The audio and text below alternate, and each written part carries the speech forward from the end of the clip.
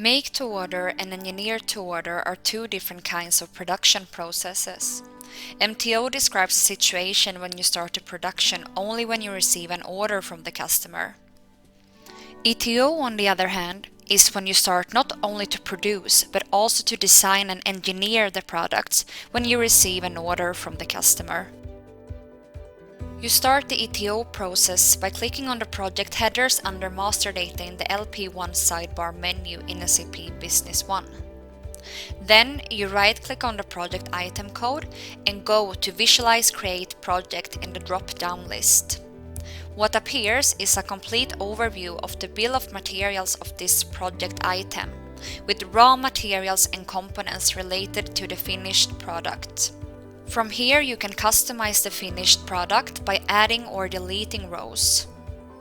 And when the configuration is finished, you can create production orders, purchase orders, or both directly from this overview. The MTO feature, which you find under Project to Order in the LPOne sidebar menu, allows you to create production orders directly from a sales order for the fodder item managed by the MTO and all the related components. In this example, you have a list of sales orders related to the MTO items. Click Create and see how the corresponding production orders automatically have been created.